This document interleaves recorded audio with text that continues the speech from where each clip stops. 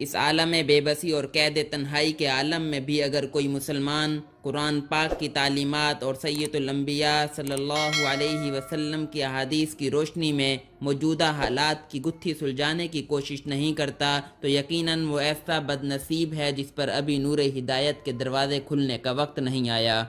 افغانستان کے سنگلاخ پہاڑوں اور وسیع ریگستانوں میں دنیا کی جدید اور طاقتور ترین جنگی صلاحیت کی ذلت آمیز شکست سے لے کر نیو یارک، لندن اور پیرس جیسے شہروں میں انسان کی طبی سائنس کی بے بسی تک، کیا یہ سب کچھ کافی نہیں ہے کہ ہم اس کائنات پر ویسے ہی غور کرنا شروع کر دیں جیسے اس کائنات کا مالک چاہتا ہے؟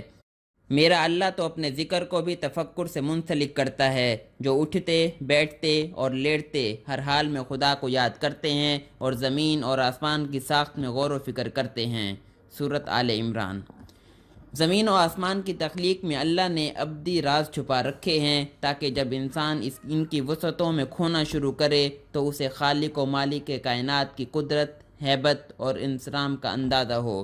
یہ سب تو اللہ نے علم کے راستے کے مسافروں کے لیے فرمایا کہ غور و فکر جن کا اوڑھنا بچھونا ہے، مگر اللہ تو ایک عام ذہن رکھنے والے کے لیے بھی بار بار اپنی نشانیوں سے سمجھاتا ہے۔ زمین پر پرسنے والے خداؤں کو ان کے سامنے بے بس کر دیتا ہے۔ ایسے میں جو ہدایت کے طلبگار ہوتے ہیں وہ سجدہ ریز ہو جاتے ہیں، اور جن کے دلوں پر اللہ نے مہر لگا رکھی ہے وہ اس بے بسی کی کوئی نہ کوئی سائنس تعبیر کر کے دل کو تسلی دیتے ہیں کہ ایک نہ ایک دن انسان موت پر قابو پا لے گا، دوا ایجاد کر لے گا، ٹیکنالوجی جیت جائے گی۔ یہ ہے وہ فریب نظر جس میں اس وقت دنیا کے 7 ارب انسانوں کی اکثریت گرفتار ہے۔ بڑے بڑے شہروں کے تنگ فلیٹوں میں بند لوگ مایوسی کا شکار ہیں، بڑے گھروں کے باہر سڑکوں کا سناٹا انہیں کھانے کو دوڑ رہا ہے، جو وہ سر شام ساغر و مینا میں غرق اور رقص و سرود میں غلطاں ہوا کرتے تھے۔ یاد کرتے ہیں تو رو پڑتے ہیں۔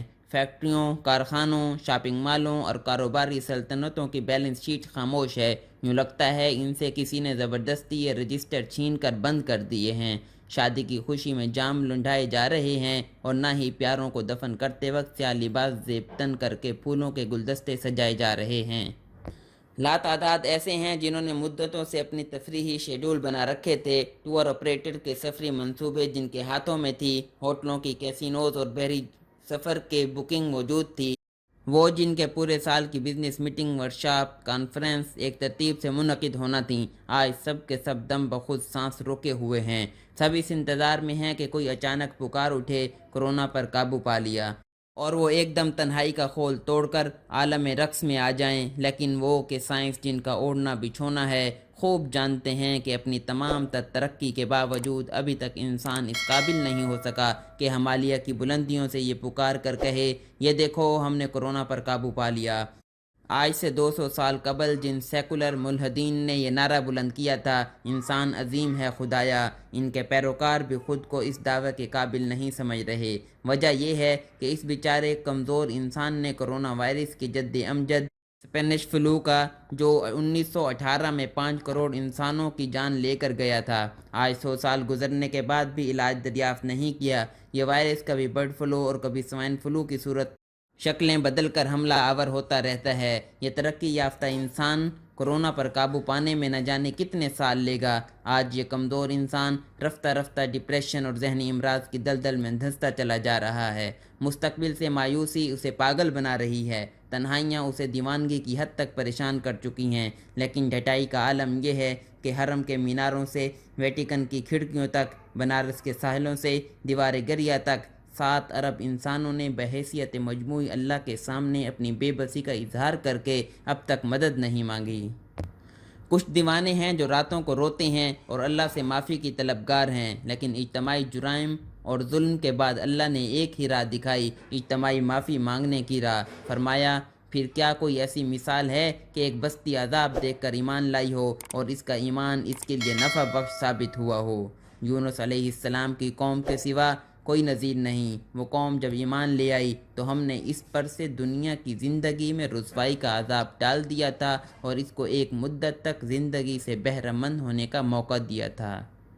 ہمارے ہاں یہ تصور شاید عام ہے کہ چونکہ ہم مسلمان ہیں تو ہم صاحب ایمان ہیں۔ ایمان اقرار نہیں تصدیق چاہتا ہے، اور اللہ ہر لمحے اپنے اوپر ایمان کی آزمائش کرتا ہے۔ وہ دیکھنا چاہتا ہے کہ آپ زندگی میں اس سے کب، کیسے اور کس طرح مدد مانگتے ہیں، اور آپ کو اس کی ذات پر کس قدر بھروسہ ہے۔ انفرادی زندگی کی پریشانیوں، مصیبتوں اور الجھنوں سے تنگ آیا شخص جب تنہائی میں اپنے رب کو پکارتا ہے تو وہ مضطرب دلوں کو فریاد سنتا ہے، لیکن جب مصیبت اجتماعی ہو تو اللہ رجوع، استغفار اور توبہ بھی اجتماعی چاہتا ہے۔ وہ چاہتا ہے کہ پوری کی پوری قوم اپنی بے بسی، لاچاری اور بے ثباتی کا کھلے عام اجتماعی طور پر اظہار کرے، لیکن شاید ابھی تک وہ دن نہیں آیا۔ ابھی تک انسانوں کو اپنے قوت بازو پر بھروسہ اور اپنی سائنسی تحقیق سے امیدیں وابستہ ہیں کہ ایک دن اچانک کسی لیبارٹری سے یہ نعرہ مستانہ بلند ہوگا کہ ہم نے کورونا پر قابو پا لیا۔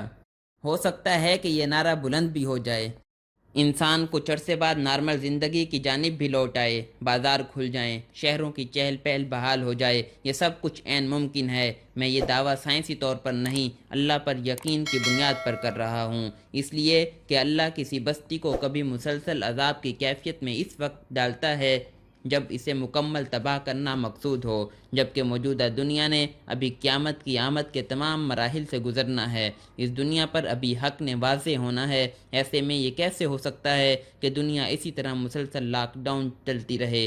یقیناً میرا اللہ اپنی ناراضگی کو ہم سے دور کر لے گا، مگر آزمائش کے خاتمے کے بعد خطرہ صرف اور صرف ایک ہی ہے۔ وہ بہت خوفناک ہے کہ ہم اللہ کی طرف پلٹنے کا سنہری موقع کھو دیں گے۔ اللہ نے جنوری 1918 سے دسمبر 1920 تک اس دنیا کو ایسا ہی ایک موقع دیا تھا۔ جو جوڑا تھا 50 کروڑ شکار ہوئے اور 5 کروڑ مارے گئے، لیکن جیسے ہی اللہ نے وہ آفت دور کی تو انسان پکارا، ہم نے اسپینش فلو پر قابو پا لیا، اور پھر اس کے بعد اس دنیا کے 100 سال اللہ کی نافرمان تہذیب کو پروان چڑھایا۔ جدید مغربی تہذیب جس کی بنیاد منکرات، سود، فحاشی اور مادیت پر رکھی گئی، 100 سال پہلے اس دنیا کے خرابے میں مسلمان، ہندو، عیسائی، یہودی سب آباد تھے۔ ان سب نے کہا ہم 20ویں صدی کے سائنسی اور عقلی انقلاب میں داخل ہو گئے ہیں، ہم اللہ کو دکھائیں گے کہ انسان عظیم ہے۔ آج ٹھیک 100 سال بعد اللہ نے انسان کی بسائی ہوئی ساری بستی اجاڑ دی ہے، ساری بربری خاک میں ملا دی ہے۔ عین ممکن ہے یہ وارننگ کچھ دیر بعد ختم ہو جائے، لیکن ایک خوف ہے، ڈر ہے کہ انسان اللہ کی طرف رجوع، توبہ، استغفار کا یہ آخری موقع نہ کھو دے۔ ہمیں اللہ نے خواب غفلت سے جگایا ہے، جھنجھوڑا ہے۔ اگر اب بھی ہم اللہ کی طرف نہ لوٹے تو پھر جس آخری دور میں ہم داخل ہو چکے ہیں شاید ہمیں دوبارہ موقع نہ مل سکے۔